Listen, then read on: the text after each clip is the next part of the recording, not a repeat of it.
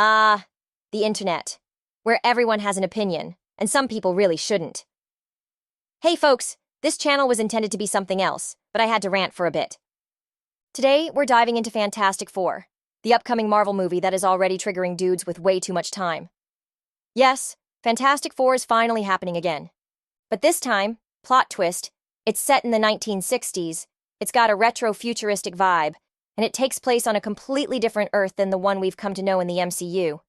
And leading the team as Sue Storm, aka the Invisible Woman, we've got Vanessa Kirby, and she's already getting hate. Wow, how shocking. And why is that, you ask? Oh, because she had the audacity to say this. If you played an exact 60s Sue today, everyone would think she was a bit of a doormat. So figuring out how to capture the essence of what she represented to each generation, where gender politics were different, and embody that today, was one of the greatest joys of this. Wow. Insightful. Respectful of the past. Nuanced. That's an actress who put thought into the role, looked at the history, looked at gender dynamics, especially from the 1960s, and asked, how do I modernize this without losing her core? But naturally, the usual suspects heard that and immediately went, woke propaganda alert! Hollywood ruined another one! Can't even say the word woman anymore! She's disrespecting family values! No, Chad. She's acknowledging context. Guys, this movie is set in the 1960s. A retro-futuristic 1960s, on an alternate Earth. It's not even in the mainline MCU timeline. It's literally an opportunity to creatively explore different social norms, visual aesthetics, and storytelling. Let's be real. The 1960s were not exactly a feminist paradise. Women literally couldn't open a credit card without a husband, be taken seriously in the workplace, or even get prescribed birth control without being married. And socially, women were taught to be submissive, to let the man lead, and if they had a differing opinion, better say it with a smile and a pie in the oven. For your birthday? Just a decent cup of coffee. You're kidding. I'm serious. Honey, your coffee's undrinkable. It's pretty harsh. Well, so's your coffee. You know, the girls down at the office make better coffee on their hot plates. Well, see you later.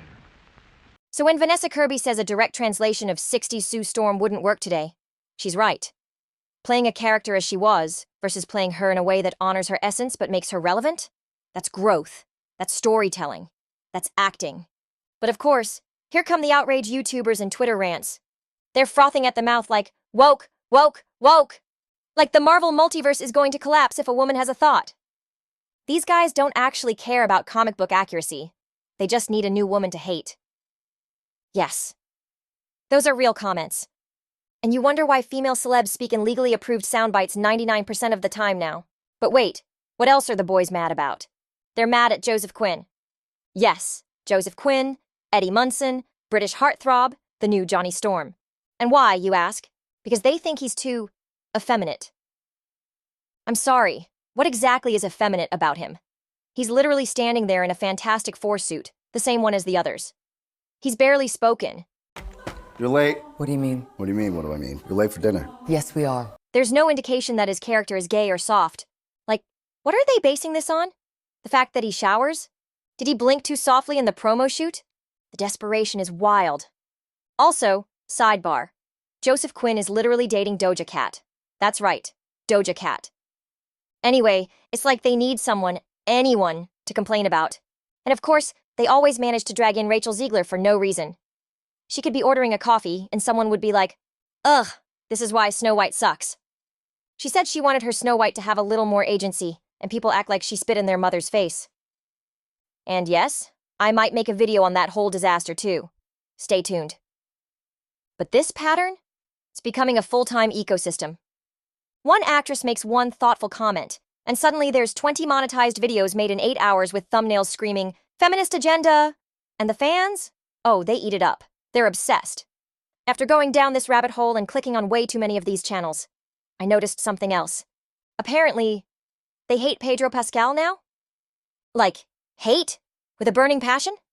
I don't mean to sound naive, but I genuinely didn't realize he was so disliked by these folks.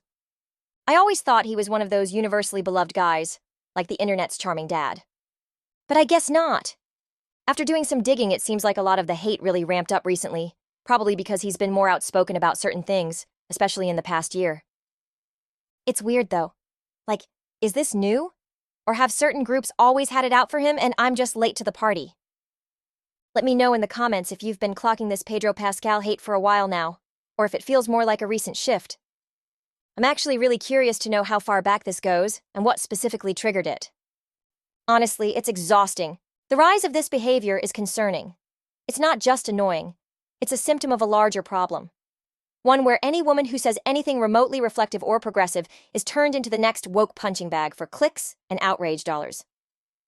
And look, just to be clear, this isn't just men doing this. There are definitely women out there who pander to this same audience. You've seen them, the ones who parrot the exact same talking points, except now it's got a little, I'm a woman, so it's okay if I say it twist to it. And some of them aren't even just chasing clicks. Some of them actually believe the trash they're regurgitating. Like, ma'am, be serious. You're not edgy, you're just upholding the same nonsense in a prettier font. I'm not here to throw only men under the bus. The problem is bigger. It's a whole industry of outrage, and the disturbing part is, some folks don't even realize how deep into the algorithm hole they've fallen. So what do we take away from all this? 1. Fantastic Four looks genuinely cool. I'm actually really excited to see because I did not have good expectations for this, to be honest. 2. Vanessa Kirby clearly respects the role and wants to evolve Sue Storm, not erase her. 3. Joseph Quinn is fine. Y'all just need to touch grass. 4. I'm not a Pedro Pascal stan, but he's pretty cool. So yeah, if Vanessa Kirby playing a modernized version of a character who used to be written like a 60s decorative plant is what sets you off, maybe touch some grass. Or better yet, touch a book on media literacy. And hey, if y'all want a deeper dive on this, let me know in the comments. Or if you just want me to drag some of these outrage grifters in a future video, I'm available.